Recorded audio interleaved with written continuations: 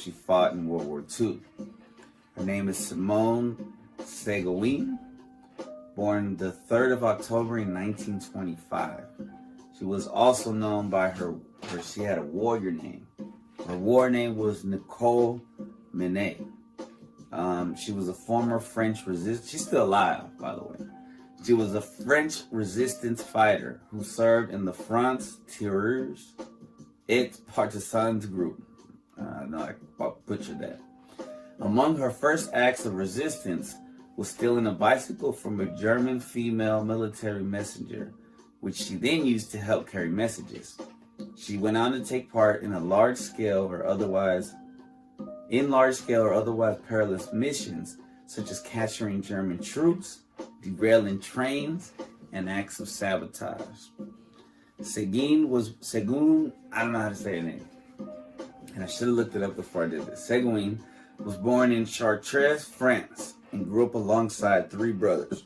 Her father had been a decorated soldier in World War I, so it was in her blood. She attended school until 14, at which point she began work on the family farm. In an interview with Jack Belden, published in Life magazine in 1944, under the headline, "The Girl Partisan of Chartres," Segouin and Lieutenant Roland explained that Segouin's involvement with the resistance arose after the two met when she was 17. The lieutenant instructed her in the use of a submachine gun and introduced Segouin to other members of his group. In order to join the France Tireurs et Partisans, Segouin obtained false identity papers, which established her as Nicole Menet. These papers identified her as being from the port of Dunkirk, which had been bombed early in the war, making it difficult for Germans to verify their authenticity. Segouin began by acting as a messenger and carrying out other small jobs, and later became more actively involved after participating in a successful train-exploding expedition. Lieutenant Roland was Roland Boursier, with whom Segouin went on to have 6 kids. The couple never married, and all of the children bore Segouin's name. Damn, 6 kids, and they all have the mom's name. She was that badass, and they didn't even get married. Segouin was present at the liberation of Chartres on 23rd of August 1944, and the liberation of Paris 2 days later. She was promoted to lieutenant and awarded the Croix de Guerre. Of her role in the resistance, she said this: "I was fighting for the resistance, that's all. If I had to start over, I would, because I have no regrets. The Germans were our enemies, we were French. Simple as that." Segouin gained international notoriety when photographs of her by American photographer Robert Capa were published in Life weeks after the capture of 25 German soldiers in which she took part. Belden concluded his piece on her by noting, "I could find no trace of what is conventionally called toughness in Nicole. After routine farm life, she finds her present job thrilling and exhilarating. Now that the war is passing beyond her own home district, she does not think of going back to the farm. She wants to go on with the partisans and help free the rest of France." After the war, Segouin became a pediatric nurse in Chartres. A street in Corville-sur-Eure, where she currently lives, was named for her. In response to the honor, Segouin said, "I'm very glad to know that people are not indifferent to this period of my life." In 2020, the village hall in Thevars was named for Segouin. So I was interested in a couple more things, which this, it opened me up to this, because I was like, well, what's the French for resistance? And that was a collection of French movements that fought against the Nazi German occupation of France and the collaborationist Vichy regime during the Second World War. Resistance cells were small groups of armed men and women, called the maquis in rural areas, And that's cool because the United States, we didn't have women fighting during the World War II, but the French did. Very interesting.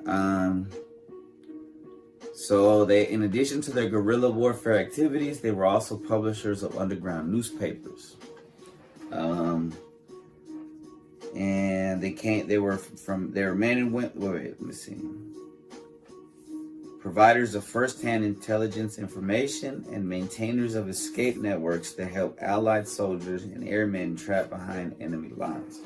The resistance's men and women came from all economic levels and political leanings of French society, including immigrants, academics, students, aristocrats, conservative Roman Catholics, including priests and nuns, Protestants, Jews, Muslims, liberal, anarchists, and even communists was involved in the French resistance, all teaming up in France to fight off the Nazis.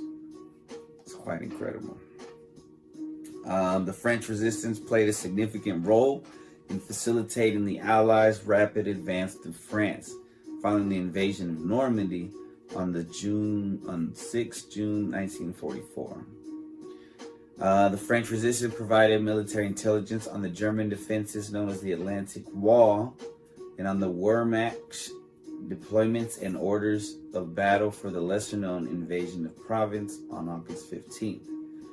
The French resistance, which Segouin was a part of, also planned, coordinated, and executed sabotage acts on the Nazi electrical power grid, transport facilities, and telecommunications networks. The French were lit. The resistance's work was politically and morally important to France, both during the German occupation and decades that followed, and provided the country with an inspiring example of the patriotic fulfillment of a national imperative countering an existential threat to French nationhood. The actions of the resistance stood in marked contrast to the collaborationism of the Vichy regime. So I had to figure out, I had to see what that was. And that's the last part, and we'll be done. Vichy France, which was from July 10th, 1940 to August 9th, 1944. Regime de Vichy is the common name of the French state headed by Marshal Philippe Pétain during World War II. The regime was authoritarian, xenophobic, anti-Semitic, and traditionalist in nature. Officially independent, it adopted a policy of collaboration with Nazi Germany, which occupied its northern and western portions. So even though the government of France was down with this shit, the French resistance was not. Occupied its northern and western portions before occupying the remainder of metropolitan France in November of 42. Though Paris was ostensibly its capital, the Vichy government established itself in the resort town of Vichy in the unoccupied Free Zone, where it remained responsible for the civil administration of France as well as its colonies. So there's a lot of history there that I will eventually dive into, all because of Segouin, Simone Segouin, a badass, and I'll have a picture up somewhere so we can all pay our due, our respect. She's still alive. What a gangster. What a gangster. And that, my friends, brings us to the end of another incredible show. So let me